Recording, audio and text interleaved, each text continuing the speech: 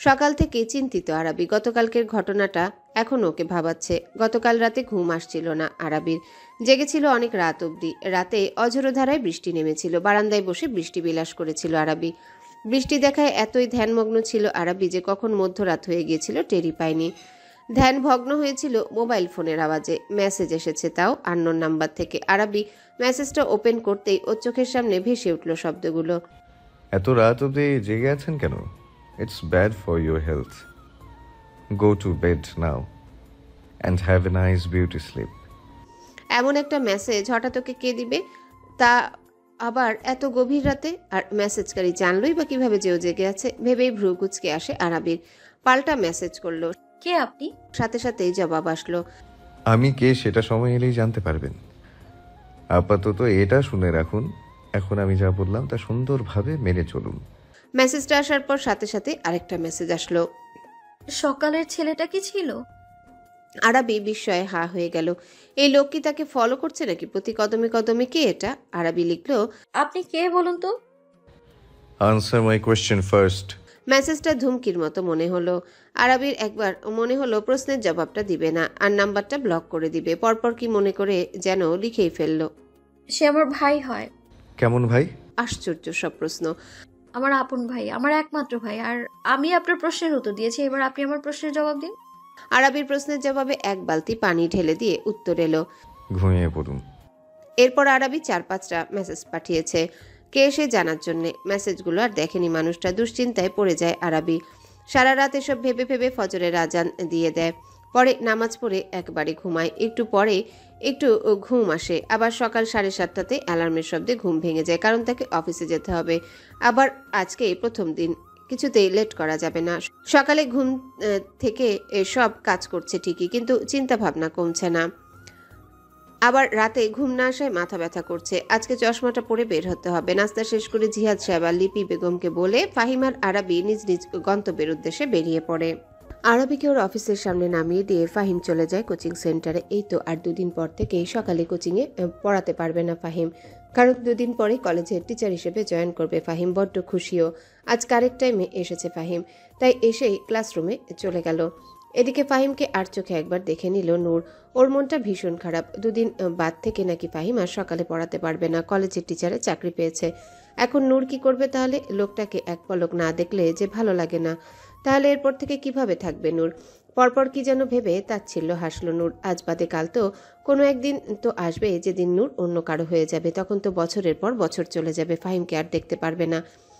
তাহলে সেটা এখন থেকেই অভ্যাস করে নেওয়া ভালো না? নিজের মনকে যত তাড়াতাড়ি শক্ত করতে পারবে ততই ওর নিজের জন্য ভালো। কিন্তু মনটা যে বেহা কিছুতেই মানে না। যতবার ভাবে সে এই জন্মে আর ফাহিমকে পাবে না, ততবার মনে হয় মনটা বিষাক্ত ছুরির আঘাতে ক্ষতবিক্ষত হয়ে যায়। নিঃশ্বাস আটকে আসে। মনে হয় এই বুঝিও মরে গেল। কিভাবে থাকবে নূর? কিভাবে সহ্য করবে ফাহিমকে না পাবার যন্ত্রণা? ঠিক কিভাবে? প্রথম দিন অফিসে এসে কি করবে ভেবে পাচ্ছে না আরাবি। ফাহিম বলেছে ওর বন্ধু নয়নের কাজিন এই অফিসে কাজ করে, সে নাকি আসবে ওর কাছে। কিন্তু কোথায় সে? আধা ঘন্টা যাবৎ একজন স্টাফের দেখিয়ে দেওয়া ডেস্কে এসে বসে রয়েছে আরাবি। আরও কতক্ষণ যে বসে থাকতে হবে কে জানে। তবে বেশিক্ষণ আর অপেক্ষা করতে হলো না। আরাবির ডেস্কের সামনে এসে দাঁড়ালো আলিফা। এসেই মিষ্টি করে হেসে বলল, তুমি কি আরাবি? আরাবি দাঁড়িয়ে গেল, বলল, হ্যাঁ, আমিই আরাবি। কিন্তু আপনি আমার নাম জানলেন কি করে? আমি নয়ন ভাইয়ার কাজিন আলিফা। ভাইয়া আমাকে তোমার কথা বলেছিল, তোমার পিকও পাঠিয়েছিল, তাই তোমাকে এক দেখাতেই চিনে ফেললাম। আরাবি স্বস্তি নিঃশ্বাস ফেলল। যাক, তবে একটা কাছের মানুষ পেল। হোক আজকেই প্রথম দেখা, তবুও তো একটু একটু চিনে তাদের। আরাবি বলল, আপু আমাকে ঠিক কি কাজ করতে হবে একটু বুঝিয়ে দেবে? আসলে আমার কোনো এক্সপিরিয়েন্স নেই এসব বিষয়ে। তুমি চিন্তা করো না, আমি তো এজন্যই তোমার কাছে এসেছি। একটু থেমে আলিফা ফের বলে, তুমি এখানে জায়ান স্যারের পিএ হিসেবে নিয়োগ হয়েছ। তোমার কাজ হলো স্যারের বিভিন্ন প্রশাসনিক কাজে সাহায্য করা, যেমন ফাইলিং সিস্টেম গুছিয়ে রাখানি, স্যারের হয়ে ফোন কল রিসিভ ও প্রয়োজনে অ্যাপয়েন্টমেন্টের ব্যবস্থা করা, স্যারের গুরুত্বপূর্ণ কাজ ও অ্যাপয়েন্টমেন্টের কথা মনে করিয়ে দেওয়া, স্যারের হয়ে বিভিন্ন প্রতিষ্ঠান ও মানুষের সাথে আনুষ্ঠানিক যোগাযোগ রাখা, মিটিংয়ের সময় নোট নেওয়া এবং তাকে তা মনে করিয়ে দেওয়া, যার কারণে তোমার সাথে সাথেই থাকতে হবে বেশিরভাগ ওয়াও আপু, তুমি তো খুব ভালোভাবে এই চাকরি সম্পর্কে জানো। খুব ধন্যবাদ তোমায় আপু। আমি জানবো না এই ব্যাপারে? আমিও তো এখানের একজন পিএ। এই অফিসের মালিকের ভাইপো ইমতিয়াজ ইফতি সাখওয়াত, যার কারণেই আমার অফিস লাইফটা যন্ত্রণাময় হয়ে গিয়েছে। শেষের কথাটা বিড়বিড় করে বলল আলিফা। এর মাঝেই ডাক আসলো আরাবির জন্য। জায়ান তাকে ডাকছে। এর মাঝে আরাবির হাতে গোটা একটা ফাইল ধরিয়ে দেওয়া হলো। এই ফাইলের মাঝে জায়ানের আজকে শিডিউল আছে। আরাবি ঢোক গিলল, তার বুকটা ধুকপুক করছে। প্রথম দিন কোনো কিছু যদি ভুল হয়ে যায়। আলিফা আরাবির মনের অবস্থা বুঝতে পারছে, তাই আরাবির কাঁধে হাত রেখে আশ্বাস দিয়ে বলে, চিন্তা করো না, সব ঠিক থাকবে। জায়ান স্যার একটুও গম্ভীর আর রাগী, তবে তুমি একটু সাবধানে কাজ করলেই হবে। আলিফার কথায় ভয় কমবে কি? ভয় আরও বেড়ে গেল। যত দোয়া দুরুদ পড়ে নিল মেয়েটা। তারপর জায়ানের অফিস রুমের সামনে এসে নক করে নিল। তারপর ধীরে বলল, may I come in sir? Yeah, you come in. Arabi আস্তে ধীরে ভেতরে প্রবেশ করলো। লোকটা ল্যাপটপের দিকে এক ধ্যানে তাকিয়ে আছে। হাতের আঙ্গুলগুলো বেশ দক্ষতার সাথে কিবোর্ডে চালাচ্ছে সে। রয়্যাল ব্লু রঙের স্যুট কোটে বেশ আকর্ষণীয় লাগছে তাকে। সিল্কি চুলগুলো জেল দিয়ে সেট করে রেখেছে। ফর্সা মুখশ্রীতে চাপদাড়িগুলো যেন তার সৌন্দর্য আরও বাড়িয়ে দিয়েছে। আরাবি চোখ সরিয়ে নিল। কি করছিল? এভাবে বেহায়ার মতো তাকিয়েছিল। যদি লোকটা দেখতে পেত তবে কি ভাবত? মিস আরাবি, আজকে শিডিউলটা বলুন। পুরুষালী ঠান্ডা স্বরের আওয়াজে কেঁপে উঠল আরাবি। পরপর হালকা আওয়াজে বলতে লাগলো আজকের শিডিউল। সব শোনা শেষে জায়ান বলল, ক্যান ইউ মেক কফি? হ্যাঁ আমি বললাম আপনি কফি বানাতে পারেন? পারি। Then make 2 cups of coffee. 2 cup কেন স্যার? আরাবির প্রশ্নে জায়ানের ল্যাপটপে চালানো আঙ্গুলগুলো থেমে গেল। তারপর অদ্ভুতভাবে তাকালো আরাবির দিকে, বলল, আমি এখানে একা নই, আপনিও আছেন। এখন আমার কফি খাওয়া দেখে যদি আপনার লোভ লাগে, আপনি যদি নজর লাগিয়ে দিন, তখন তো আমার পেট ব্যথা করবে, আর আমি সেরকম কোনো রিস্ক নিতে চাই না। জায়ানের এমন একটা কথা শুনে আরাবি ঠিক কী রিয়াকশন দেবে ভুলে গেল। মানে এমন একটা দামড়া ছেলে যেমন বাচ্চাদের মতো অদ্ভুত সব চিন্তাভাবনা মাথায় রাখে, এটা ভেবেই অবাক আরাবি। এদিকে আরাবিকে একই জায়গায় দাঁড়িয়ে থাকতে দেখে জায়ান শীতল দৃষ্টি নিক্ষেপ করলো আরাবির দিকে। তৎক্ষণাৎ ঘাবড়ে গেল। আজকেই প্রথম দিন, আর সে চায় না প্রথম দিনে বসকে নারাজ করতে। তাই আরাবি কফি বানানোর জন্য চলে গেল। আশেপাশে ভালোভাবে তাকালো। ওই তো দেখা যাচ্ছে কফি বানানোর সব সরঞ্জাম। আরাবি দ্রুত সেখানে গিয়ে কফি বানাতে লাগলো। কফি বানানো শেষে আরাবি জায়ানকে একবার দেখে নিল। না, লোকটা কাজ করছে। এই সুযোগে আরাবি নিজের জন্য বানানো কফিটা একটু চুমুক খেয়ে চেক করে নিল। না, ঠিক আছে সবকিছু। আরাবি এবার মগ দুটো নিয়ে জায়ানের কাছে আসলো। হালকা আওয়াজে বলে, স্যার আপনার কফি। জায়ান না তাকিয়ে বলে, টেবিলে রাখুন। আরাবি কফিটা রাখতে জায়ান এইবার দূরে একটা ফাইল রাখার একটা আলমারি আছে, সেখানে ইশারা করে বলে, ওই জায়গায় লাল রঙের একটা ফাইল আছে, নিয়ে আসুন। আরাবি মাথা তুলল। তারপর হাতের কফিটা জায়ানের জন্য বানানো কফির পাশে রেখে চলল ফাইলটা আনতে। জায়ান এই সুযোগে নিজের কাজটা সেরে নিল। আরাবির কাপের জায়গায় ওর কাপটা রেখে দিল। তারপর আরাবির কাপের কফিটা নিয়ে নিল। বিনা বাক্যে এক চুমুকে খেয়ে নিল কফিটা। ঠিক সেখানটায় যেখানে আরাবি চুমুক দিয়েছিল, ওখানে আরাবির ঠোঁটে লিপ গ্লসের ছাপ বোঝা যাচ্ছিল। কফিটা খেয়ে তৃপ্তির হাসি দিল জায়ান। আরাবির দিকে নেশাময় চোখে তাকিয়ে বিড়বিড় করল, ঠিক কবে যে এই কাপে লাগানো তোমার ঠোঁটের ছোঁয়া না নিয়ে ডিরেক্ট তোমার ওই কোমল অধর জোড়ার ছোঁয়া নিতে পারবো আরাবি? আমাকে যে চুম্বকের মতো টানে, ইচ্ছে করে, but I am helpless. I have to control myself for you, my love. Zayan কাউকে পছন্দ করে, এটা জানার পর থেকে আমার মাথা খারাপ হয়ে যাচ্ছে শামীম ভাই। আপনি আর দেরি করবেন না, আহানাকে নিয়ে জলদি চলে আসুন দেশে। আপনারা আসলেই আমরা আহানা আর জায়ানের বিয়েটা দিয়ে দিব। চিন্তিত কণ্ঠস্বর মিসেস সুহানা সাখাওয়াতের। ফোনের ওই পাশে থাকা ব্যক্তি কিছু বলল বোধহয়। তা শুনে সুহানা চেঁচিয়ে উঠল, আশ্চর্য! আমি জানবো কিভাবে যে ওর এভাবে হঠাৎ করেই একজনকে পছন্দ হয়ে যাবে? যে ছেলে মেয়েদের দিকে ফিরেও তাকায় না, সে ছেলে এভাবে হুট করে এসে যদি বলে সে কাউকে পছন্দ করে, তাহলে সেটা আমি কিভাবে জানবো? আর বিষয়টা আমাকেও জানায়নি, নিহানকে বলেছে। ভাগ্য ভালো আমি নিহানকে অত রাতে ছাদে যেতে দেখে ওর পিছু নিয়েছিলাম, না হলে তো জানতেও পারতাম না জায়ানের মনে এসব চলছে। একটু থেমে ফের বড্ড অস্থিরতার সাথে বলে, আমার বড্ড চিন্তা হচ্ছে। নিহান এমন একটা মানুষ যে তার সন্তানের মতামতের উপরে আর কিছুই শুনবে না। যেহেতু নিহানকেই জায়ান সব জানিয়েছে, এইবার নিহান যে করেই হোক ছেলের জন্যে ওই মেয়ে খুঁজে এনে তার সাথে জায়ানের বিয়ে দিয়ে তবেই শান্ত হবে। ওপাশের ব্যক্তিটাও যেন এই কথা শুনে চিন্তায় পড়ে গেলেন। কিছু একটা বললেন সুহানাকে। সব শুনে সুহানা বলে, আমাদের শক্তপোক্ত একটা প্ল্যান সাজাতে হবে। এমন কিছু করতে হবে যাতে জায়ান রাজি হয়ে যায় আহানাকে বিয়ে করতে। মোট কথা, ওকে বাধ্য করব আমি। ব্যক্তিটিও সহমত জানালেন সুহানার কথায়। সুহানা বললেন, আচ্ছা, তবে রাখি। যে করেই হোক শীঘ্রই দেশে ফিরুন আপনারা। ওদের বিয়েটা তো এবার হবেই। ফোন কেটে সুহানা কুটিল হাসলো। তারপর রুম থেকে বের হবার উদ্দেশ্যে পিছনে ফিরেই ভয়ে কেঁপে উঠল সুহানা। কারণ তার সামনে স্বয়ং নিহান সাহেব দাঁড়িয়ে আছেন। সুহানার শরীর ভয়ে ঠান্ডা হয়ে আসছিল। নিহান সাহেব তীক্ষ্ণ চোখে তার দিকে তাকিয়ে বলেন, কার সাথে কথা বলছিলে? শুকনো ঢোক গিললেন সুহানা। জোরপূর্বক হেসে বললেন, আপার সাথে কথা বলছিলাম। নিহান সাহেব তাচ্ছিল্য হাসলেন। সুহানা যে মিথ্যা বলছে তা তিনি স্পষ্ট বুঝতে পারছেন। তিনি বলেন, ও, তার সাথে বুঝি প্ল্যান করছিলে কিভাবে আহানা আর জায়ানের বিয়ে দেবে? কিন্তু আমি যতদূর জানি সায়দা তো এসবের ধারে কাছেও আসার মানুষ না। সুহানার শরীর ঘামছে। এভাবে যে ধরা পড়ে যাবে তিনি ভাবেননি। আর নিহানও যে আজ হঠাৎ করে দুপুরে বাড়িতে চলে আসবে, এটা কি সে জানতো? যদি জানতো তবে তার রুমের দরজা আটকে তারপর কথা বলতো। কারণ বাড়িতে যারা আছে সবাই এখন নিচতলায়। সার্ভেন্টরা অকারণে দোতলায় আসে না। মিলি নিজের রুমে ঘুমাচ্ছে, সেটা দেখে তিনি এসেছেন। তাই ভেবেছিলেন কি আর হবে এইভাবে কথা বললে, কিন্তু এটাই যে তার কাল হয়ে দাঁড়াবে তা ভাবতে পারেননি তিনি। এদিকে নিহান সাহেব এসে দাঁড়ালেন সুহানার সামনে। রাগে তার মাথা গরম হয়ে যাচ্ছে। নিহান সাহেব সুহানার দুগাল চেপে ধরলেন, দাঁতে দাঁত চিপে বলে, আমার ছেলে মেয়ের ব্যাপারে তুমি নাক না গলালেই তোমার জন্য ভালো। তাদের জন্য কোনটা ভালো আর কোনটা খারাপ সেটা আমি ওদের বাবা দেখে নেব। আর কথা বলছিলে না, যে করেই হোক আমি আমার ছেলের পছন্দের মেয়েকে খুঁজে এনে সেই মেয়ের সাথেই আমার ছেলেকে বিয়ে দেব। তবে শুনে রাখো, একদম ঠিক বলেছো তুমি। আমার ছেলে যাকে পছন্দ করবে তার সাথেই ওর বিয়ে হবে। আর যদি এতে কেউ বাধা দিতে আসে তাহলে তাকে মেরে ফেলতে দুইবার ভাববো না আমি। কারণ আমার সন্তানদের খুশি আমার কাছে সবচেয়ে ঊর্ধ্বে। কথাগুলো বলে শেষ করে সুহানার গালগুলো ছেড়ে দিলেন। এক প্রকার ছুঁড়ে মারলেন তিনি সুহানাকে।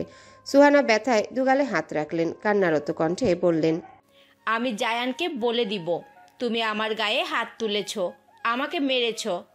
নিহান সাহেব হাসলেন। রাগী চোখে তাকিয়ে বলেন, এত কিছু না।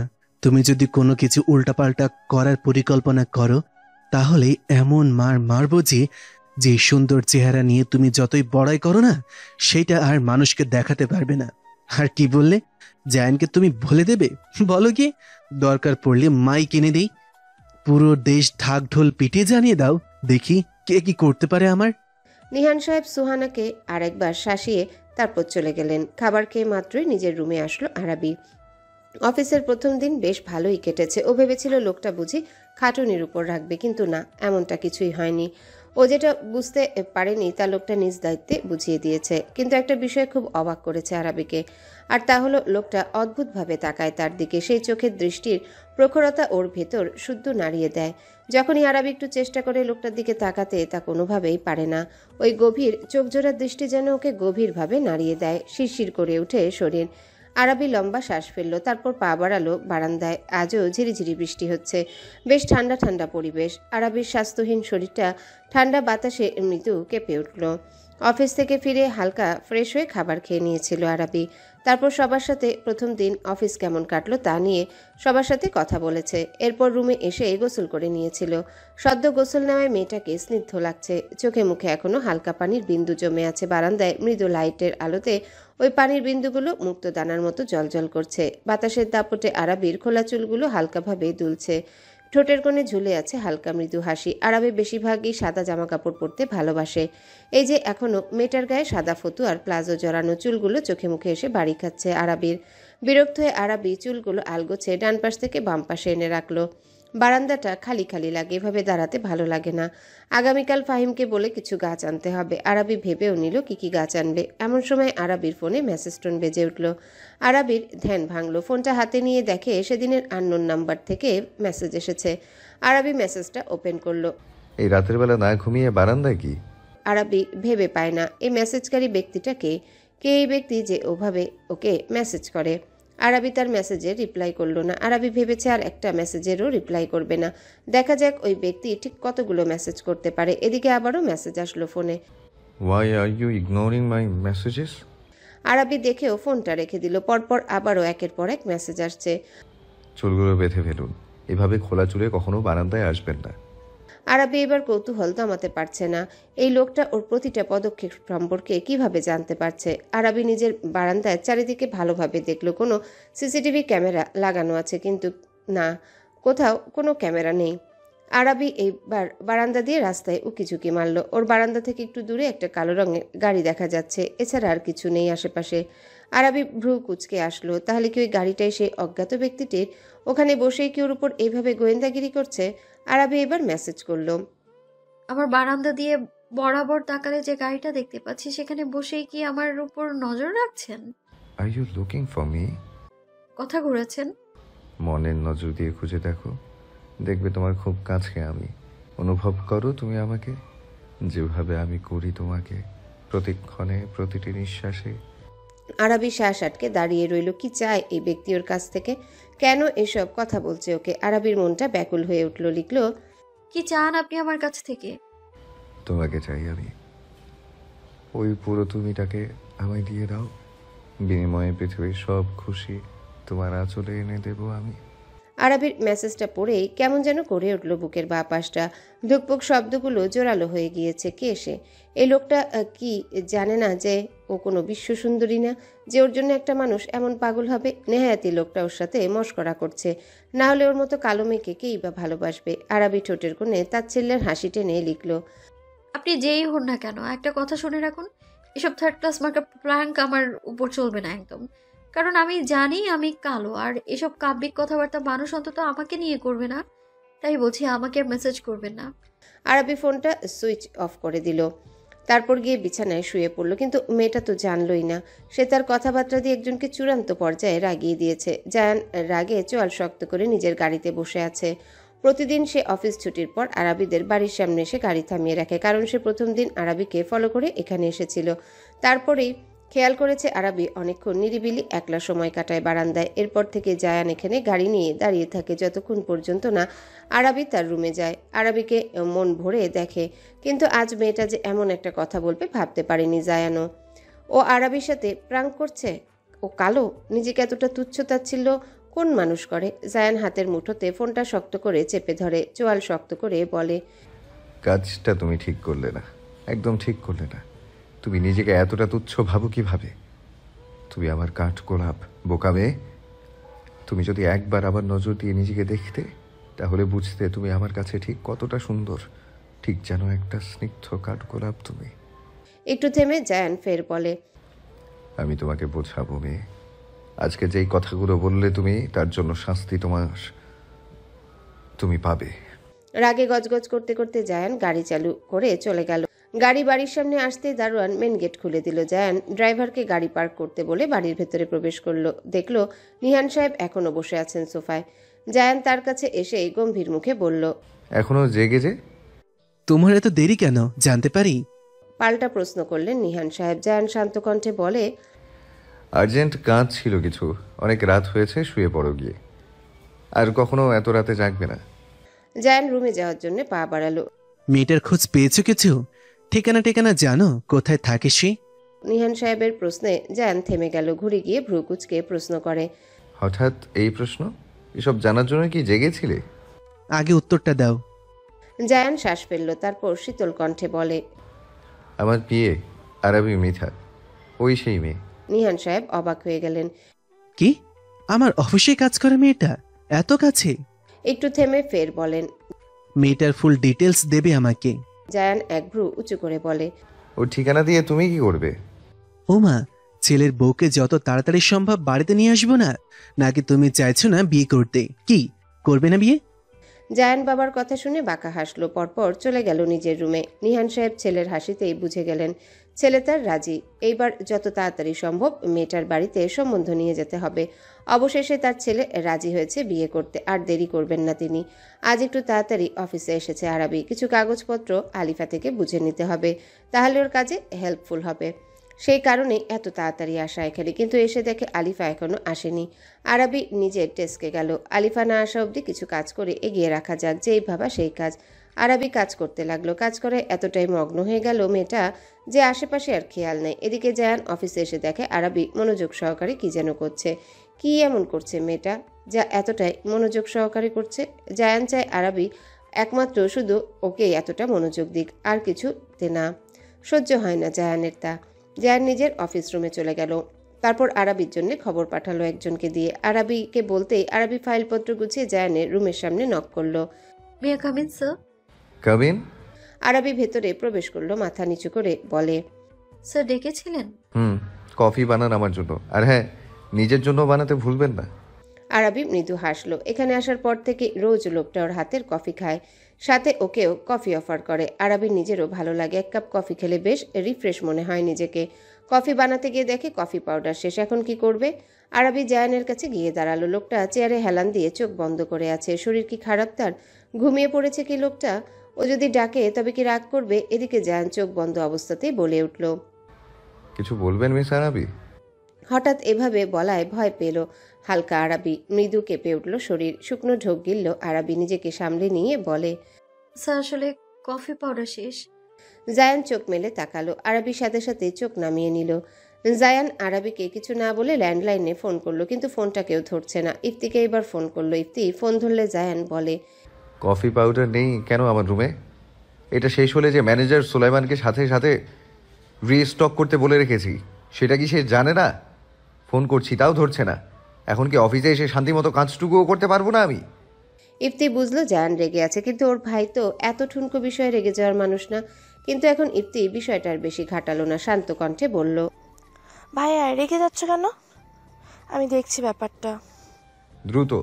জায়ান ফোন রেখে দিল। ঠিক তার মিনিট পাঁচেক পর ইফতি আবার ফোন করলো। জায়ান কল রিসিভ করলে সে বলে, ভাইয়া কফি পাউডার আছে, তবে সেটা নাকি ভুলবশত একজন স্টাফ অফিসের স্টোর রুমে রেখে দিয়েছে অন্যান্য জিনিসপত্রের সাথে। তোমার কফি পাউডার শেষ হওয়ার আগেই একটা এনে রাখবো ভেবেছিল, কিন্তু ম্যানেজার সুলাইমানের মনে নেই। সকাল থেকে জায়ানের মাথা ব্যথা। গতকাল সারা রাত আরাবির ওই কথাগুলো নিয়ে ভেবেছে জায়ান, তাই তো ঘুম ঠিক হয়নি। আর এখন মেজাজ খিটখিটে হয়ে আছে ওর। জায়ান রাগী গলায় বলে, সে এখন কোথায় তাহলে? তাকে নাকি বড় বাবা কি কাজে বসুন্ধরার দিকে পাঠিয়েছে। আচ্ছা রাখি। জায়ান ফোন রেখে দিল। তারপর আরাবিকে উদ্দেশ্য করে বলে, কফি স্টোর রুমে আছে, আমি গিয়ে নিয়ে আসছি। আরাবি জায়ানের চোখের দিকে তাকালো। লোকটার চোখ জোড়া লাল হয়ে আছে, নিশ্চয়ই অসুস্থ লোকটা। আরাবি মৃদু স্বরে বলে, আপনার বোধহয় মাথা ব্যথা করছে, আপনি বসুন, আমি নিয়ে আসছি। Did I tell you to go? হালকা ধমকের সাথে বলল জায়ান। আরাবি মুখটা গোমরা করে নিল। জায়ান শ্বাস ফেলল। হাহ, এই মেয়েটাকে ধমকেও শান্তি নেই। এই যে মুখ ফুলিয়ে আছে, মেয়েটাকে এখন ঠিক কতটা কিউট লাগছে বলে বোঝানো যাবে না। ইচ্ছে করছে মেয়েটার গালগুলো কামড়ে লাল করে ফেলতে।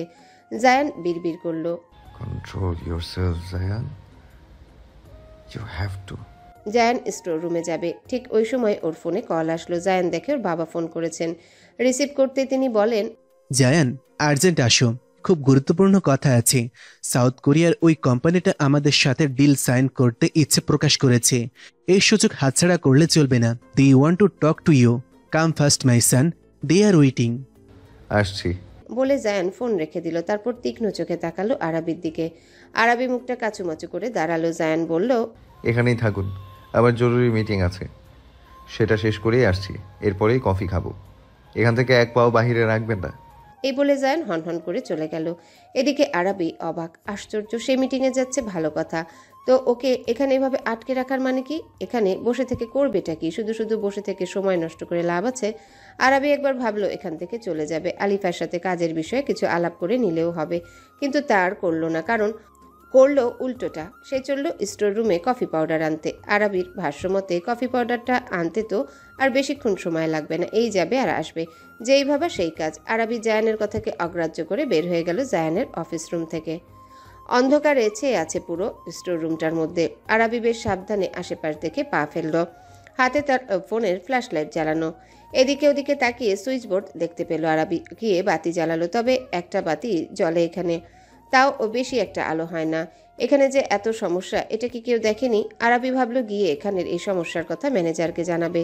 এমনিতে স্টোর রুমটা বেশ ক্লিন। মানুষ যেখানে স্টোর রুমে প্রয়োজনীয় জিনিসপত্র রাখে, এইখানে তার উল্টো। এখানে সব দরকারি আর প্রয়োজনীয় জিনিসপত্র রাখে। আরাবি খুব সাবধানে আরেকটু সামনে এগুলো, দেখলো একটা সেলফে বেশ কিছু জিনিসপত্র রাখা। আরাবি সেখানে গিয়ে খোঁজাখুঁজি করতে লাগলো, কিন্তু সেখানে পেল না।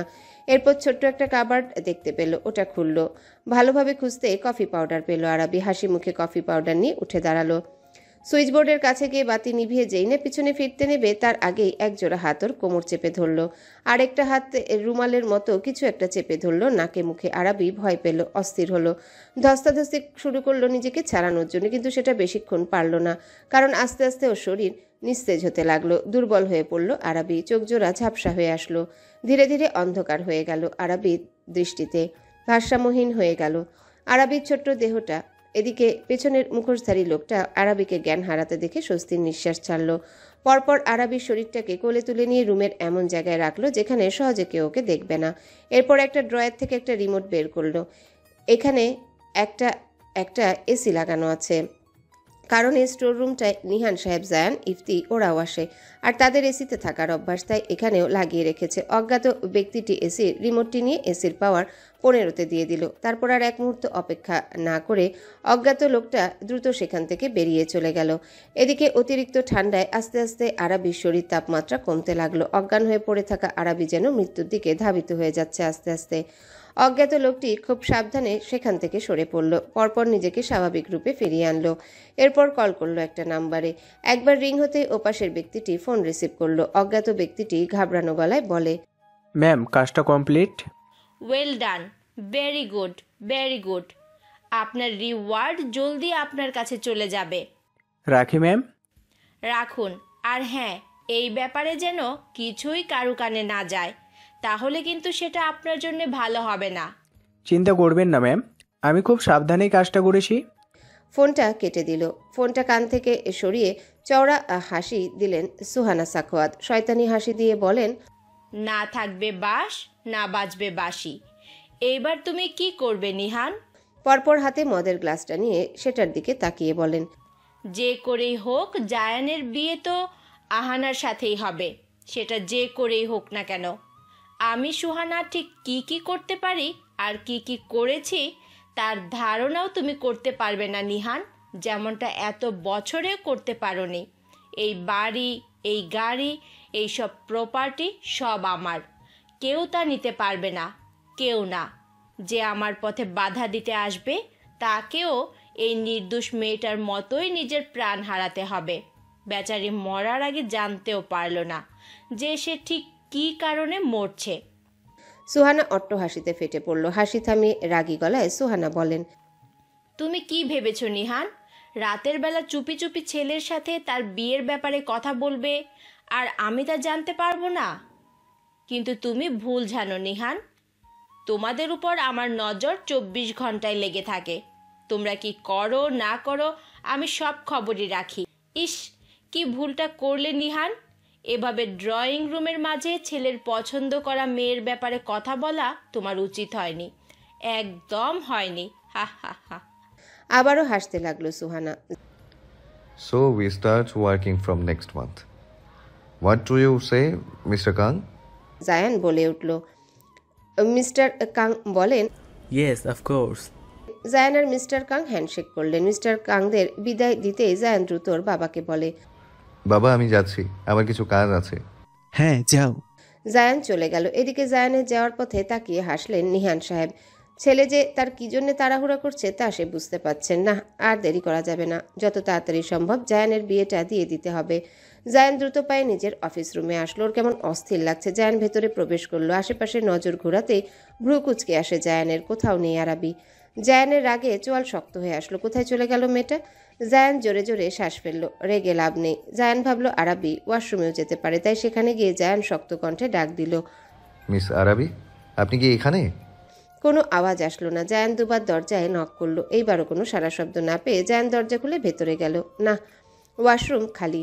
জায়ান এবার রেগে গেল। এই মেয়ে নিশ্চিত বাহিরে চলে গিয়েছে। ও তো মানা করেছিল মেয়েটাকে যাতে এই রুমের বাহিরে না যায়, তাহলে ওর কথার খেলাপ করলো কেন? জায়ান ফোন বের করে আরাবিকে কল করলো না, ফোনটাও ধরছে না মেয়েটা। ভয়ঙ্কর রেগে জায়ান ধূপধাপ পা ফেলে একেবারে সোজা চলে আসলো আরাবির ডেস্কে, কিন্তু সেখানেও নেই আরাবি। এইবার গেল আলিফার কাছে, কারণ আলিফার সাথে আরাবির একটু ভাব। আলিফা তখন কাজে ব্যস্ত। জায়ান ভারী স্বরে ডাকলো, মিস আলিফা, আপনি কি আরাবিকে দেখেছেন? আলিফা ভয় পেয়ে গেল আচমকা এমনভাবে ডাকায়। ঘাবড়ে গিয়ে দাঁড়িয়ে পড়ল। সম্মুখে জায়ানকে দেখেই নিজেকে সামলে বলল, হ্যাঁ স্যার, জি কিছু দরকার ছিল? জায়ানের একই প্রশ্ন। আরাবিকে দেখেছেন? আলিফা না বোধক মাথা নাড়িয়ে বলল, না স্যার, ও তো সেই যে আপনি ডেকেছিলেন এরপরেই চলে গিয়েছে, এদিকে আর আসেনি। একটু থেমে আলিফা ফের বলল, কেন স্যার, কি হয়েছে? আরাবি কোথায় স্যার? জায়ান আশেপাশে তাকাতে তাকাতে বিরক্ত কণ্ঠে বলল, বাবা ডেকেছিল, আমি তার কাছে গিয়েছিলাম। যাওয়ার আগে মিস আরাবিকে বলেছিলাম আমার অফিস রুম থেকে যেন কোথাও না যায়, বাট বাবার সাথে দরকারি কাজ শেষ করে আমার রুমে এসে দেখি উনি সেখানে নেই। আমি ওকে কল করে দেখছি sir. I already tried, but she is not picking up the phone. এইবার আলিফা নিজেও চিন্তায় পড়ে গেল, কোথায় গেল মেয়েটা? মেয়েটার যদি কিছু হয়ে যায় নয়ন ভাইয়ের কাছে কি জবাব দিবে? আল্লাহর নাম স্মরণ করতে লাগলো আলিফা। জায়ান আর কিছু না বলে দ্রুত কদম ফেলে আরিবাকে খুঁজতে লাগলো। থেমে থাকলো না আলিফাও, কিন্তু না, কোথাও নেই আরাবি। জায়ান ইফতিকেও ফোন করে এখানে ডেকে আনলো। সব শুনে ইফতিও খুঁজতে লাগলো। আলিফা সবাইকে জিজ্ঞাসা করছে আরাবির কথা, কিন্তু ওকে কেউ দেখেনি। এভাবে খুঁজতে খুঁজতে অফিস পরিষ্কারের কাজে নিয়োজিত বুয়ার কাছে গেল আলিফা। ওনাকে জিজ্ঞাসা করে দেখা যাক, যদি সে আরাবিকে দেখে থাকে। পেছন পেছন ইফতিও গেল। আলিফা ওনাকে ডেকে বলে, আন্টি, আপনি কি এই মেয়েটাকে দেখেছেন? আলিফা নিজের ফোনে আরাবির একটা ছবি দেখালো ওনাকে। তা দেখে বুয়া বলেন, আরে এই আফারে তো আমি স্টোর রুমের ওইদিকে যাইতে দেখলাম। Store room? বিড়বিড় করে বলল ইফতি। পরপর বুঝতে পারলো ব্যাপারটা। আরাবি বোধহয় কফি পাউডার আনতেই ওখানে গিয়েছে। জায়ান তো এই কারণে ওকে ফোন করেছিল। ওইদিকে এই যাইতে দেখছি। আচ্ছা, ধন্যবাদ আন্টি। আলিফা দ্রুত মেসেজ করলো জায়ানকে, স্যার, আরাবিকে নাকি বুয়া আন্টি স্টোর রুমের দিকে যেতে দেখেছেন, আপনি জলদি এদিকে আসুন। মেসেজটা পড়ে জায়ান আর এক মুহূর্ত অপেক্ষা করলো না, দ্রুত কদমে সেদিকে পা বাড়ালো। জায়ান আলিফার ইফতি স্টোর রুমে ঢুকতেই চমকে উঠল। আলিফা চেঁচিয়ে উঠে বলে, এখানে এত ঠান্ডা কেন? এসির পাওয়ার এত নামিয়ে রেখেছে কে? হাত পা আমার জমে যাচ্ছে। ইফতি নিজের গায়ের কোট খুলে আলিফাকে পরিয়ে দিল। চমকে উঠল আলিফা, অদ্ভুতভাবে তাকালো ইফতির দিকে, যে আপাতত এসির রিমোটটা খোঁজায় ব্যস্ত। আলিফা গায়ের কোটটায় হাত রাখলো, পরপর দীর্ঘশ্বাস ফেলে নিজের কাজে মন দিল। এদিকে ইফতির এসির রিমোটটা পেতে তা দ্রুত বন্ধ করে দিল। এদিকে জায়ান অস্থির, কোথাও দেখতে পাচ্ছে না আরাবিকে। পুরো রুমটা তন্নতর করে খুঁজলো। জায়ানের কণ্ঠস্বর কাঁপছে, কাঁপা গলাতেই ডেকে উঠল, আরাবি, আরাবি, জবাব দিন আরাবি। কিন্তু না, কোথাও নেই আরাবি। ইফতি বলল, ভাইয়া, এখানে বোধহয় মিস আরাবি নেই, চলো আমরা অন্য জায়গায় খুঁজি।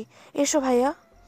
জায়ান কি করবে ভেবে পাচ্ছে না। এখানে তো নেই মেয়েটা, কিন্তু ওর মনটা কেন যেন বারবার বলছে আরাবি এখানেই আছে, ওর খুব কাছে।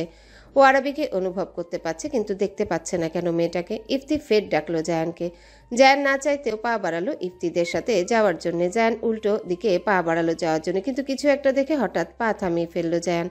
ওই তো কাবার্ডের পিছনে কিছু একটা দেখা যাচ্ছে। জায়ান ভ্রু কুচকালো, আস্তে আস্তে পা বাড়ালো সেদিকে। আরে, ওটা তো আরাবির অন্যার অংশ। জায়ান বড় বড় পা ফেলে সেখানে গেল, কিন্তু গিয়ে যা দেখলো তার জন্য জায়ান মোটেও প্রস্তুত ছিল না। জায়ান এক চিৎকার দিয়ে উঠল। আরাবি, জায়ান আরাবির পাশে বসে পড়ল। মেয়েটা জ্ঞান হারিয়ে পড়ে আছে ওখানে। জায়ান আরাবির গালে হাত রাখলো, সাথে সাথে চমকে উঠল জায়ান। অস্বাভাবিকভাবে আরাবির গা ঠান্ডা হয়ে আছে। এইবার ভালোভাবে আরাবির মুখের দিকে তাকালো। আরাবির মুখশ্রী ফ্যাকাশে হয়ে গিয়েছে। জায়ানের বুকটা ধক করে উঠল। আরাবির এই অবস্থা দেখে জায়ানের মনে হচ্ছে কি ওর হৃৎপিণ্ডটা ভারী পাথর দিয়ে থেতলে দিয়েছে। জায়ানের চোখ জোড়া লাল হয়ে গেল মুহূর্তেই। জায়ান আর এক মুহূর্ত দেরি করলো না, দ্রুত আরাবিকে কোলে তুলে নিয়ে নিজের অফিস রুমের দিকে ছুটল। যেতে যেতে জায়ান বারবার বলতেই আছে, are you listening to me? Arabi, Arabi চোখ খুলেন, আরাবি। জায়ান নিজের অফিস রুমে নিয়ে আসলো। জায়ানের অফিস রুমে সোফা আছে, সেখানে আরাবিকে শুইয়ে দিল। আরাবি নিঃশ্বাস নিচ্ছে খুব আস্তে আস্তে। পুরো শরীর ফ্যাকাশে সাদা হয়ে গিয়েছে, আর বরফের মতো ঠান্ডা পুরো শরীর। জায়ান যেন কিছুতেই নিজেকে সামলাতে পারছে না, ভেতরটা যেন ছিন্ন ভিন্ন হয়ে যাচ্ছে। প্রিয়তমার এই অবস্থা দেখে যন্ত্রণায় ভেতরটা ছটফট করছে। জায়ান আরাবির মাথার কাছে বসে ওর হাত পা ঘষতে লাগলো। আলিফাও সেটার দেখা দেখি আরাবির পায়ের তালুতে ঘষতে লাগলো। এদিকে জায়ান আরাবির বাম হাত ছেড়ে ডান হাত ধরতে যাবে, তখন দেখে আরাবি ডান হাতটা মুঠো করে রেখেছে। জায়ান একটু জোর খাটিয়ে আরাবির হাতের মুঠোটা খুলে ফেললো। অতএব আরাবির হাতের মুঠোতে কিছু একটা দেখেই ভ্রু কুচকে আসে জায়ানের। পরপর সবার অগোচরে আরাবির হাত থেকে সেটা নিয়ে নিজের পকেটে রেখে দেয়। নিহান সাহেব খবরটা পেয়ে এখানে চলে এসেছেন। অমন ফুলের মতো মেয়েটার এই অবস্থা দেখে তিনি যেন স্তব্ধ হয়ে গেলেন। পরপর তাকালেন ছেলের দিকে। জায়ানের লালচে মুখশ্রী আর শক্ত চোয়াল জোড়ার দিকে তাকাতেই বারবার মন যা বুঝার বুঝে ফেললেন। ইফতিকে ডেকে বললেন, ডাক্তার মাহবুবকে ফোন করো ইপ্তি। আমি আগেই তাকে ইনফর্ম করে দিয়েছি বড় বাবা, তিনি আসছেন। কিছুতেই আরাবির দেহের তাপমাত্রা স্বাভাবিক হচ্ছে না। আলিফা কাঁদো কণ্ঠে বলে, ওর শরীরের তাপমাত্রা স্বাভাবিক হচ্ছে না, ওর দেহের তাপমাত্রা স্বাভাবিক করতে হবে যে করেই হোক। জায়ান আরাবির দিকে এক ধ্যানে তাকিয়ে আছে। সেভাবে থেকেই ভারী আওয়াজে বলে ওঠে, ইফতি, আমাদের অফিসের পাশেই একটা শপিং মল আছে, দ্রুত ওখান থেকে কয়েকটা কম্বল আনার ব্যবস্থা কর। ওর গায়ে কিছু জড়িয়ে দিতে হবে।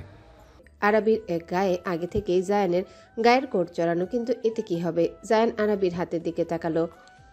জায়গায় লালচে রঙের দাগ হয়ে আছে আরাবির হাতে।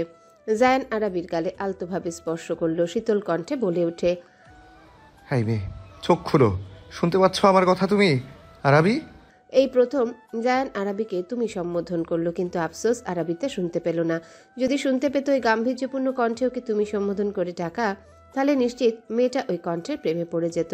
নিহান সাহেব ছেলের এই অবস্থা সহ্য করতে পারছেন না। তার অমন শক্ত ব্যক্তিত্বের ছেলেকে এইভাবে ভেতরে ভেতরে কষ্ট পেতে দেখে তার নিজেরও যেন কলিজাটা ফেটে যাচ্ছে।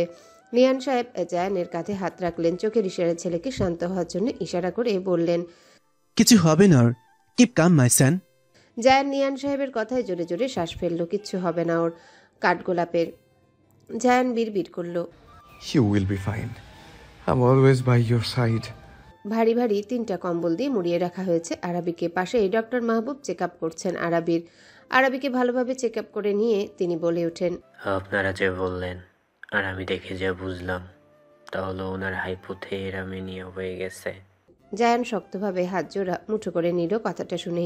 বাকিরাও চমকে উঠেছে। ডক্টর মাহবুব ফের বলেন, সাধারণ মানুষের স্বাভাবিক তাপমাত্রা থাকে 35 ডিগ্রি সেলসিয়াস। বাইরে 23 থেকে 39 ডিগ্রি সেলসিয়াস তাপমাত্রা পর্যন্ত শরীর সহ্য করতে পারে। একে বলে human body temperature. Human body temperature torment স্বাভাবিক শরীরের তাপমাত্রা থেকে যখন ঘরের তাপমাত্রা ভারসাম্য নষ্ট হয়, তখন মাথা যন্ত্রণা, হাসি, জ্বর ভাব উপসর্গ দেখা যায়। ঘরের তাপমাত্রা যখন 8, 20, 21 ডিগ্রিতে আনা হয়, তখন আমাদের শরীরে বিভিন্ন অঙ্গ প্রত্যঙ্গ চলা, রক্ত প্রবাহ দ্রুত বেড়ে যায়। ডক্টরি ভাষায় একে বলা হয় হাইপোথেরামেনিয়া। তাছাড়া এসির মধ্যে বেশি সময় থাকলে শরীর থেকে টক্সিন বাইরে বের হয় না। তাতে শরীরের তাপমাত্রা ও জলের ভারসাম্য নষ্ট হয়। এছাড়া ত্বকে অ্যালার্জি, চুলকানি, প্রচুর মাথা ব্যথা, উচ্চ রক্তচাপের মতো রোগের প্রকোপও পড়তে হয়। শ্বাসকষ্ট হয় অনেক। এই যে ভালোভাবে খেয়াল করুন, উনি শ্বাস নিতে পারছে না ঠিকভাবে। তারপরে এই যে ওনার হাতে লাল লাল অংশগুলো দেখছেন, এগুলো অ্যালার্জি। ওনার যখন জ্ঞান ফিরবে তখন কিন্তু ওনার অনেক মাথা ব্যথা হবে। সব শুনে যান শক্ত কণ্ঠে বলে, what can we do now doctor? আমি একটা ইনজেকশন পুশ করে দিয়েছি।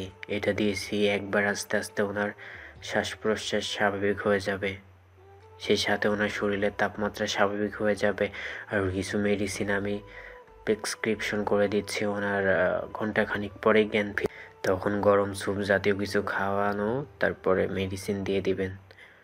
আশা করি এতে উনি সুস্থ হয়ে যাবেন। আর হ্যাঁ, কমপক্ষে ওনাকে 3 দিন বেড রেস্টে থাকতে বলবেন। প্রচুর দুর্বল ওনার শরীর। ডাক্তার মাহবুব প্রেসক্রিপশন লিখে দিয়ে উঠে দাঁড়ালেন। ইফতি বলল, আমি ওনাকে এগিয়ে দিয়ে আসি আর মেডিসিন নিয়ে আসি। তারা চলে গেল।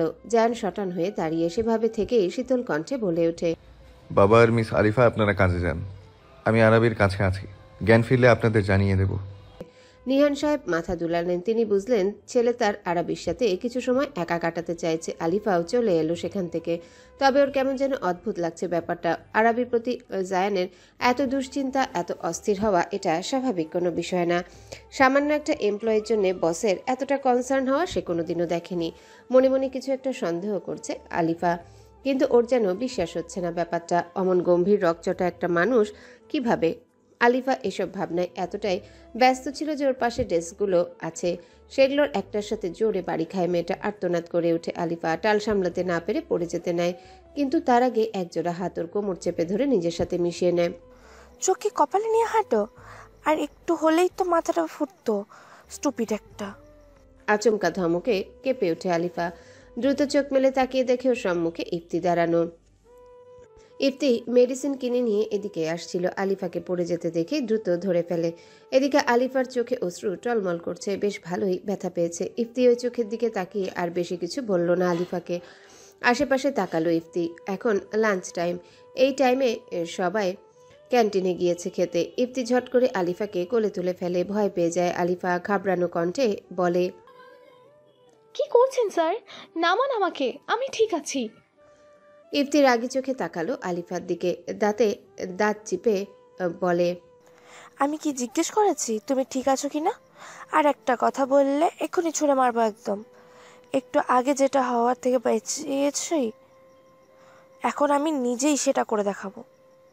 আলিফা ভয় পেয়ে গেল, পরপর মুখটা ফুলিয়ে ফেললো। এভাবে বলল কেন লোকটা? সে তো ভালোর জন্যই বলেছিল। এভাবে যদি ওদের কেউ দেখে ফেলে তাহলে পুরো অফিসে এটা নিয়ে কানাঘুষা হবে। ইফতি আলিফাকে নিয়ে নিজের অফিস রুমে চলে আসলো। আলিফাকে চেয়ারে বসিয়ে তারপর ফার্স্ট এড বক্স এনে আলিফার ব্যথা স্থানে মলম লাগিয়ে দিল।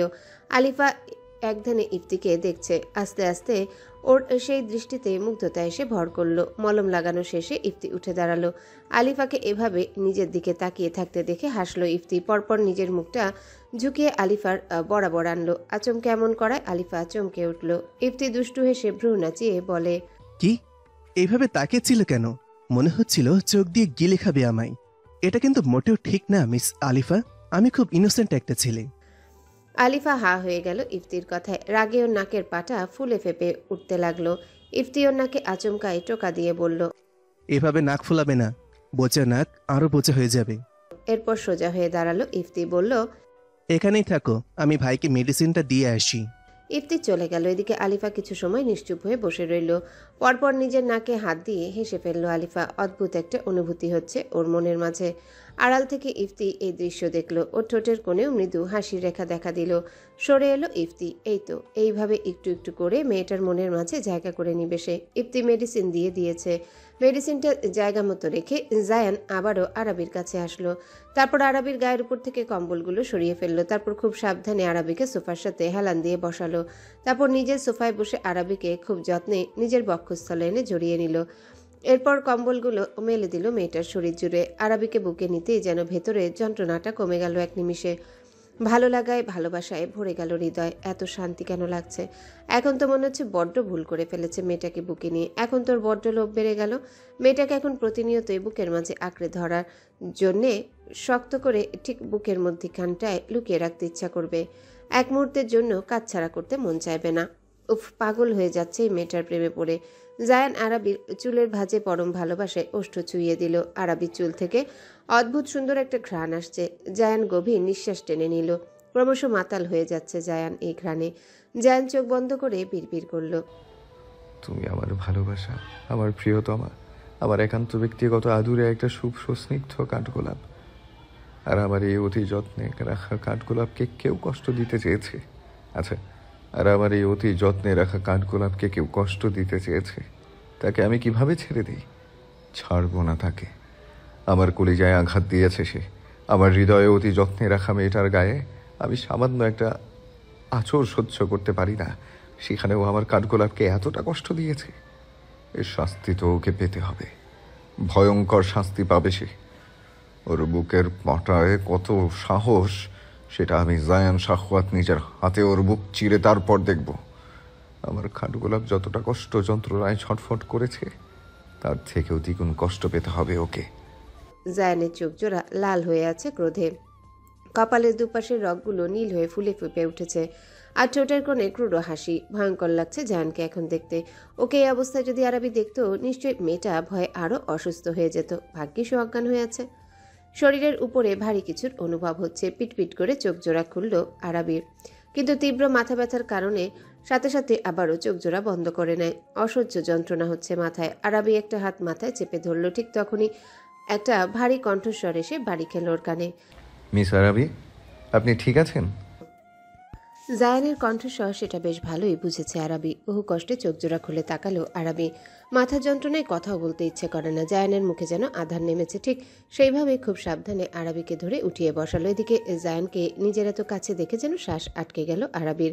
হৃদস্পন্দনের গতি বেড়ে গেল হু হু করে। এত কাছে কেন আসছে লোকটা? বুকের বাঁ পাশে অদ্ভুত রকম একটা অনুভূতি হচ্ছে লোকটাকে নিজের এতটা কাছে দেখে। জায়ান আরাবিকে সোফায় ভালোভাবে বসিয়ে দিয়ে সরে এসে বলে, ঠিক আছেন আপনি?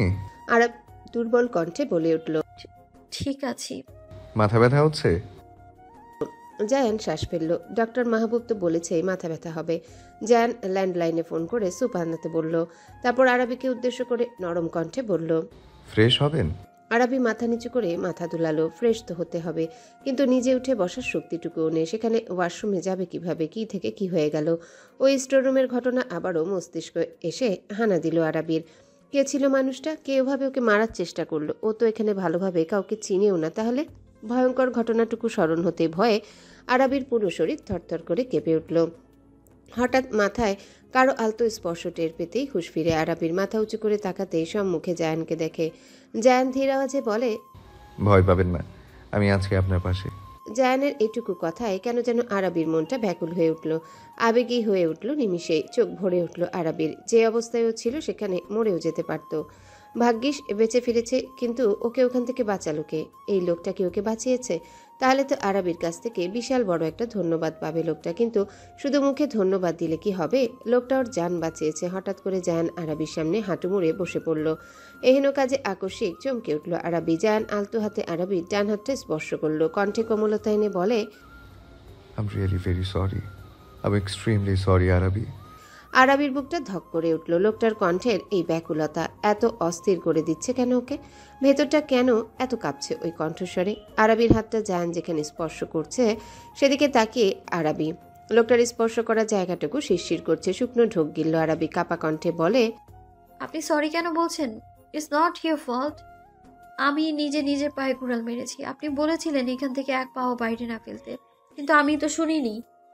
জায়ান আরাবির হাত জোড়া আরেকটু দৃঢ়ভাবে স্পর্শ করলো। বলল, ডোন্ট ব্লেম ইয়োর সেলফ। আমার অফিসে যে এভাবে কেউ কাউকে অ্যাটাক করতে পারে সেটা আমার নজরে রাখা দরকার ছিল। আরাবির ভেজা কণ্ঠস্বর কানে আসতে তীব্র অনুশোচনায় জায়ানের হৃদয় ঝলসে গেল যেন। ওর অফিসে এসে ওরই প্রিয়তমাকে মেরে ফেলার মতো দুঃসাহস করতে পারে এমন লোককে ও এতদিন চিনতেই পারেনি। কিভাবে এভাবে অদেখা করলো জায়ান তাকে? রাগে চোয়াল শক্ত হয়ে আসলো জায়ানের। তারপর উঠে দাঁড়ালো। বিনা বাক্যে হুট করে আরাবিকে এক ঝটকায় কোলে তুলে নিল জায়ান। আকস্মিক এমন করায় ঘাবড়ে যায় আরাবি। কেঁপে ওঠে সর্বাঙ্গ মেয়েটার। এদিকে জায়ান যেন নিজের খেই হারিয়ে ফেলল। আরাবিকে এভাবে কোলে তুলে যেন মনে হচ্ছে মেয়েটাকে একেবারে চাপটে ধরে বুকের গভীরে নিয়ে যেতে। কিন্তু না, এখনো সময় হয়নি এসব করা। নিজেকে নিয়ন্ত্রণ করতে হবে।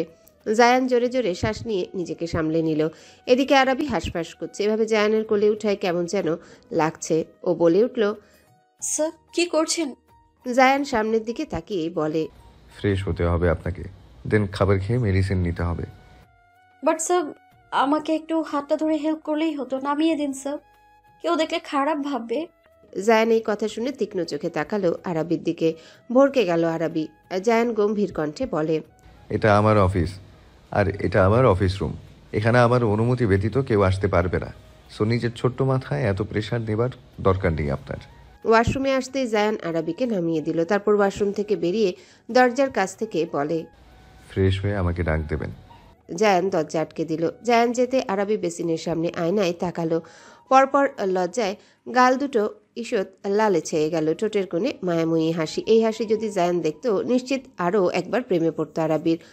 ফ্রেশ হওয়া শেষে আরাবি হেঁটে হেঁটে দরজার কাছে আসলো। দুবার টোকা দিতে জায়ান দরজাটা খুলে দিল, তারপর কোলে তুলে নিল আরাবিকে। আরাবি লজ্জায় দম বন্ধ হয়ে আসছে। এভাবে কোনোদিনও সে কোনো ছেলের এতটা কাছে আসেনি, শুধু ওর বাবা আর ভাইকে ছাড়া। এই লোকটাই প্রথম।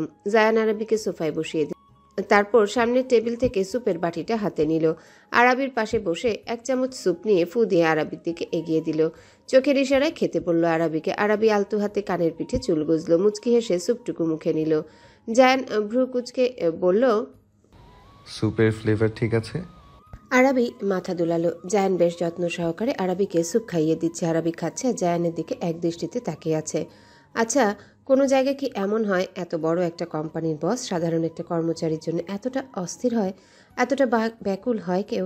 আরাবি কি মনে করে যেন জায়ানের চোখের দিকে তাকালো। লোকটার চোখ জোড়া অদ্ভুত সুন্দর। হ্যাজেল বর্ণের চোখ জোড়ার দিকে একবার তাকিয়ে আর চোখ সরাতে পারল না আরাবি। ডুবে গেল ওই চোখের গভীরতায়। মুগ্ধতা এসে ভর করলো ওর চোখে মুখে। অদ্ভুত সুন্দর চোখ জোড়া যেন কিছু বলতে চাইছে ওকে। আরাবি আরও গভীর দৃষ্টিতে তাকালো। সাথে সাথে বক্ষস্থল কেঁপে উঠল আরাবির। ওই চোখে দেখতে পেল বিশাল সমুদ্র সমান ভালোবাসা, এক আকাশ সমান ব্যাকুলতা। এই ভালোবাসায় ব্যাকুলতা কার জন্যে? জায়ানের সামনে তো একমাত্র ওই বসে আছে। তবে কি লোকটা ওকে ভালোবাসে? তাই তো এত যত্ন, এত চিন্তা করছে সে ওর জন্যে। কিন্তু এটা কিভাবে হবে? ওর তো চাপা গায়ের রঙের মেয়েকে এত সুদর্শন পুরুষ কিভাবে ভালোবাসবে? কিভাবে সম্ভব এটা? পর মুহূর্তে আরাবির মনের ভেতর থেকে যেন কেউ বলে উঠল, সব সম্ভব আরাবি, সব সম্ভব। একবার এই লোকটার দিকে এক পা এগিয়ে দেখ আরাবি, শুধু একবার ভরসা করে তার হাতটা ধর, দেখবি কোনোদিনও ঠকবি না তুই। আরাবি একে একে জায়ানের সাথে কাটানো প্রতিটা মুহূর্ত মনে পড়তে লাগলো। জায়ানের করা প্রতিটা কর্মকাণ্ড যেন তাকে চোখে আঙ্গুল দিয়ে সবটা পরিষ্কার দেখিয়ে দিচ্ছে। আরাবি যেন জায়ানের এই হ্যাজেল বর্ণের চোখের মায়ে পড়ে গেল। ঘোর লাগা কণ্ঠে বলে উঠল, আপনার চোখ জোড়া অদ্ভুত সুন্দর আর আকর্ষণীয়। আরাবির কণ্ঠে আকস্মিক এমন একটা কথা শুনে চমকে উঠল জায়ান। হাতে থাকার স্যুপের বাটিটা যেন কেঁপে উঠল দৃশ্যমান রূপে। সাথে কাঁপছে জায়ানের বুক। জায়ান অবাক কণ্ঠে বলে, হোয়াট ডিড ইউ সে? ধ্যান ভাঙল আরাবির। থতমত খেয়ে উঠল যেন মেয়েটা। এসব কি করছিল, কী সব ভাবছিল? আরাবি মাথা নিচু করে নিল। নিজের এইসব ফাউল চিন্তাভাবনায় নিজেকে গালাগাল করতে লাগলো। কিভাবে তার মন এতটা হাই এক্সপেকটেশন করতে পারল? নিজের বিবেক বুদ্ধি কোথায় খুইয়ে ফেলেছিল? আরাবির মাথা ব্যথা যেন এতে আরও এক ধাপ বেড়ে গেল। সেভাবে থেকেই ভেজা কণ্ঠে বলল, সরি স্যার। জায়ানের থেকে কোনো সারা শব্দ পেল না আরাবি। এতে যেন মন খারাপটা আরও যেন দ্বিগুণ বেড়ে গেল। চোখ ভরে উঠল, ঠোঁটে ঠোঁট চিপে চুপ করে রইল। চোরা দৃষ্টিতে জায়ানের দিকে তাকালো আরাবি। লোকটা শান্ত হয়ে মেডিসিন খুলছে। একসময় সেগুলো বাড়িয়ে দিল আরাবির দিকে। গাম্ভীর্যপূর্ণ আওয়াজে বলে, আরাবি কাপা হাতে মেডিসিনগুলো নিয়ে খেয়ে নিল। তারপর কিছু না বলে চুপচাপ বসে রইল। জায়ান ফের বলে, আপনি রেস্ট নিন, আমি আপনার হাতের কাজগুলো সেরে তারপর আপনাকে আপনার বাসায় ড্রপ করে দেব। আর আগামী 3 দিন অফিসে আসবেন না, আপনার ছুটি। বাড়িতে বিশ্রাম নেবেন। মোট কথা, ফুললি রিকভার না হওয়া পর্যন্ত অফিসে আসবেন না। তার দরকার নেই স্যার, আমি ঠিক আছি আর একাই যেতে পারবো। আর ছুটিরও দরকার নেই, মাত্রই অফিস জয়েন করেছি। এক্ষুনি ছুটি নিলে পরে। বাকিটা আরাবি বলতে পারল না। জায়ান ভ্রু কুচকে আরাবির দিকে তাকিয়ে বলে, I don't like being disobeyed. Hope you understand. Rest for now. Zayan আর কিছু না বলে চলে গেল নিজের টেবিলে। চেয়ারে বসে ঝটপট ল্যাপটপ অন করে নিজের কাজে মনোযোগ দিল। আরাবি করুণ চোখে তাকালো জায়ানের দিকে। লোকটা কি রাগ করেছে ওর কথায়? না হলে এভাবে মুখ গোমরা করে আছে কেন? অবশ্য লোকটা সর্বক্ষণ মুখে আধার নামিয়ে রাখে। হাসে না কেন লোকটা? আরাবি খুব করে মন চাইল একবার জায়ানের ওই কালচে ঠোঁট জোড়ার হাসি দেখতে। কিন্তু আদৌ কি তা দেখতে পাবে সে কোনোদিনও? জায়ানকে নিয়ে নানা রকম চিন্তা ভাবনা করতে করতে আরাবির সেখানে চোখ লেগে আসলো। সোফার সাথে হেলান দিয়ে বসে মেয়েটা ঘুমিয়ে গেল, যা জায়ান আর চোখে সবটাই খেয়াল করেছে। আস্তে আস্তে আরাবির কাছে আসলো। খুব সাবধানে আরাবিকে সোফায় শুইয়ে দিল। একটা কম্বল মেলে দিল আরাবির গায়ে। জায়ান গিয়ে আবারও কাজে লেগে পড়ল। কিছু গুরুত্বপূর্ণ ফাইল দেখা বাকি, কিন্তু কাজ করবে কিভাবে সে? নজর যে বারবার তার কাঠগোলাপের দিকে চলে যাচ্ছে। জায়ান মুচকি হেসে নিজের কাজে মনোযোগ দিল। ইস, এই হাসিটাই তো আরাবি দেখতে চেয়েছিল। পুরো রাত 8টা বাজে জায়ানের কাজ শেষ হলো। ততক্ষণে অফিসের সবাই চলে গিয়েছে। নিহান সাহেব আর ইপ্তি এসেছিল ওর কাছে। জায়ান জানিয়ে দিয়েছে তাদের হাতের কাজ শেষ করে আর আরাবিকে তার বাসায় নামিয়ে দিয়ে তবেই সে বাড়ি ফিরবে। চেয়ারে হেলান দিয়ে বসলো জায়ান। গলার টাইটা অনেক আগে খুলে ফেলেছে, শার্টের উপরে দুটো বোতাম খোলা। গরমে ঘেমে নিয়ে গিয়েছে ছেলেটা। যেই ছেলে এক মুহূর্তের জন্য এসি ছাড়া থাকতে পারে না, আর আজ সে গোটা একটা দিন এসিহীন কাটিয়ে দিল। ভালোবাসা মানুষকে দিয়ে কি কি করিয়ে ফেলে। আরাবির দিকে তাকিয়ে হাসলো জায়ান। তারপর নিঃশব্দে হেঁটে এসে দাঁড়ালো আরাবির সামনে। মেয়েটা আরাবিকে পাজা কোলে তুলে নিল। আরাবির মাথাটা ঠিক জায়ানের বুকের বাঁ পাশটা এসে ঠেকলো। জায়ানের হৃদস্পন্দন বেড়ে গেল, অনুভূতিতে তলিয়ে গেল হৃদয়। খুব সাবধানে আরাবিকে কোলে গাড়ির সামনে আসলো জায়ান। ধীর আওয়াজে দারোয়ানকে ডাকলো, বলল, গাড়ির দরজাটা খুলে দিন চাচা। দারোয়ান তার পান খাওয়া দাঁত দেখিয়ে হাসলেন। গাড়ির দরজা খুলে দিতে তিনি বলেন, স্যার, আফামনি কি আমাগো স্যারের বেগম হইবনি? জায়ান দারোয়ানের কথায় বাঁকা হাসলো। দারোয়ান যা বুঝার বুঝে ফেললো। এতে জায়ান আরাবিকে সিটে শুইয়ে দিয়ে নিজে ড্রাইভিংয়ে বসলো। গাড়ি স্টার্ট দিয়ে খুব ধীরভাবে চালাচ্ছে, যাতে আরাবির ঘুম না ভাঙে। আরেকটা কারণ হলো, এভাবে গেলে সে আরেকটু সময় পাবে আরাবিকে দেখার। পুরোটা রাস্তা ঘুমন্ত আরাবিকে দেখে দেখেই খুব সাবধানে পার করলো। আরাবিদের বাড়ির সামনে আসলো। এখন আর কি করার, মেয়েটাকে এবার জাগাতেই হবে, কোনো উপায় নেই। অলরেডি ওর বাসা থেকে কল করেছে, সেটা ফোনের আওয়াজেই বুঝতে পারছে জায়ান। না, এবার মেয়েটাকে ডাকা উচিত। জায়ান আলতো স্বরে ডাকলো, মিস আরাবি, আরাবি। 2-3 বার ডাকার পর আস্তে আস্তে তাকায় আরাবি। ঘুমের ঘোর পুরো কাটতে নিজেকে গাড়ির ভেতর আবিষ্কার করে চমকে যায়। অবাক হয়ে বলে, আমি কোথায়? এবার যেন আরো অবাক হলো আরাবি। কিভাবে বাড়ির সামনে এসে পড়লো, আর ওর বাড়ির ঠিকানা জানলো কিভাবে? আরাবি প্রশ্ন করলো, আপনি আমাকে ডাকলেন না কেন স্যার? আর আপনি আমার বাড়ির ঠিকানা জানলেন কিভাবে? এমন একটা প্রশ্ন আরাবি করবে সেটা জানতো জায়ান, তাই একটু বিচলিত না হয়ে উত্তর দেয়, মিস আলিফা বলে দিয়েছে আমায়। অনায়াসে একটা মিথ্যে কথা বলল জায়ান, আর আরাবি সরল মন সেটাই বিশ্বাস করলো। আরাবি লম্বা শ্বাস ফেলে গাড়ি থেকে নেমে দাঁড়ালো। তারপর মাথাটা আলতো ঝুঁকিয়ে বলে, বাড়িতে আসুন স্যার, এক কাপ কফি অন্তত খেয়ে যাবেন। বুঝতে পারলো না আরাবি জায়ানের কথা বলল। মানে বুঝলাম না স্যার। আপনার বোঝার বয়স এখনো হয়নি। বাড়ি যান, গিয়ে বিশ্রাম নেবেন। আর হ্যাঁ, খাবার খাবেন ঠিক মতো। And don't forget to take your medicine on time. Arabi মাথা দুলালো, মিহিস্বরে বলে, আপনাকে অসংখ্য ধন্যবাদ স্যার, আমার জন্য এত কষ্ট করার জন্য। আপনার এই উপকার আমি কোনোদিনও ভুলবো না। আরাবি গাড়ির দরজা আটকে চলে যেতে নিবে, কিন্তু জায়ান তাকে আবারও ডাকে। আরাবি থেমে যায়। জায়ান গাড়িটা এগিয়ে আরেকটু আরাবির সামনে আসে। তারপর অদ্ভুত স্বরে বলে ওঠে, miss Arabi, the moon is beautiful, isn't it? Arabi জায়ানের এমন প্রশ্নে বোকা বোকা চোখে তাকালো। তারপর চাঁদ দেখার জন্য আকাশের দিকে তাকালো। ততক্ষণে জায়ান দেখে আরাবিদের বাড়ির গেট পেরিয়ে কেউ আসছে। জায়ান আরাবি বোকাশোকা কাণ্ডে মুচকি হাসলো। তারপর গাড়ি স্টার্ট দিয়ে নিজ গন্তব্যে রওনা দিল। জায়ানের গাড়ির আওয়াজে হুঁশ ফিরল আরাবির। তাকিয়ে দেখে জায়ান চলে গিয়েছে অলরেডি। ও ফের আকাশের দিকে তাকায়। আশ্চর্য, লোকটা কি বলে গেল এটা? আকাশে তো কোনো চাঁদই নেই, মেঘে ঢাকা আকাশ। তাহলে এই উল্টাপাল্টা কথার মানে কি? ততক্ষণে ফাহিম এসে দাঁড়িয়েছে আরাবির কাছে। বোনের দেরি দেখে কতগুলো ফোন করেছিল, সে একটাও ধরেনি আরাবি। সে রওনাই দিতে নিয়েছিল আরাবির অফিসের উদ্দেশ্যে। বের হতেই দেখে রাস্তায় আরাবি ছুটে চলে আসে বোনের কাছে। ফাহিমের ডাকে আরাবি সেদিকে তাকায়। আহ্লাদি কণ্ঠে ডেকে ওঠে, ভাইয়া।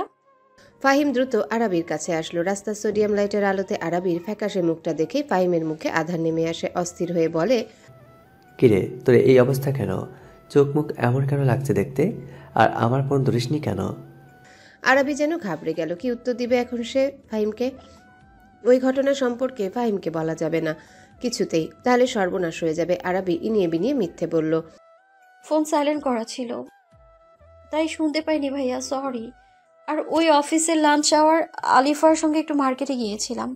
আসার পথে ঝুম বৃষ্টির কবলে পড়ে যাই, আধ ভেজা হয়ে যাই আমরা। অফিসে পৌঁছাতেও দেরি হয়ে যায়। আধ ভেজা শরীর নিয়ে এসির মধ্যে কাজ করেছি, তাই এখন ঠান্ডা লেগে গিয়েছে। সব বিষয়টা খেয়াল করে বলেছেন পুরো সুস্থ হয়ে তারপর অফিস যেতে। আর হ্যাঁ, এখানে পৌঁছেও দিয়েছে স্যার। ফাহিম এক হাতে বোনকে আগলে নিল। বাড়িতে যেতে যেতে বলে, নয়ন ঠিকই বলেছে, ওই অফিসের মালিক অনেক ভালো। যাক, শুনে ভালো লাগলো। আর হ্যাঁ, আগে থেকে ছাতা নিয়ে যাবে। নিজের প্রতি এত খামখেয়ালি হলে হয়? চল, বাসায় গিয়ে গরম পানি দিয়ে গোসল করে নিয়ে খাবার খাবি, তারপর মেডিসিন খেতে হবে। অফিসের লোকটা অনেক ভালো, তুই অসুস্থ দেখে তোকে ছুটিও দিল। তার সাথে একবার দেখা হলে আমি তাকে ধন্যবাদ দেব। আরাবি ভাইয়ের কথায় বিড়বিড় করলো, আসলে ভাইয়া সে অনেক ভালো, অনেক অনেক ভালো। তোমার আর বাবার পর তাকেই আমার খুব ভালো মনের মানুষ মনে হয়েছে। মনে হয়েছে সে আমার খুব আপন একজন মানুষ। এমনটা কেন মনে হয় আমার? কেন? উত্তর কি পাবো কোনোদিনও আমি? এসব ভাবতে ভাবতে বাড়ি চলে যায় আরাবি ফাহিমের সাথে। কপালের ঘামগুলো বারবার মুছতে ব্যস্ত ম্যানেজার সুলাইমান। ভয়ে তার হাত পা কাঁপছে, শ্বাস আটকে আসছে একটু পরপর। চাকরি হারাবার ভয় আর টাকার লোভে একটা মারাত্মক অপরাধ তো করে ফেলেছে সে, কিন্তু এখন ভয়ে যেন তার শ্বাস নেওয়া কষ্টের হয়ে গিয়েছে।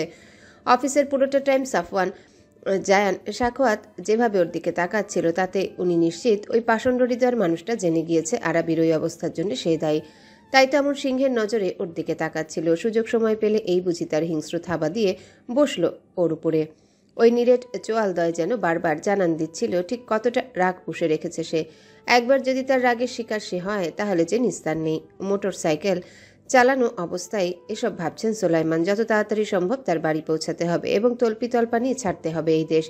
যেই টাকা সে সুহানা সাখোয়াতের থেকে পেয়েছেন তা দিয়ে অনায়াসে সে বিদেশে পাড়ি দিতে পারবে, কিন্তু আপাতত এই শহর ছেড়ে দূরে কোথাও আত্মগোপন করতে হবে। ভাবনায় ব্যস্ত সুলাইমান হঠাৎ চোখে তীব্র লাইটের আলো পড়ায় বেসামাল হয়ে পড়লেন। কোনো রকমে ব্রেক কষলেন তিনি। আর একটু হলেই তো এই পিচঢালা রাস্তায় উড়ে পড়তেন তিনি।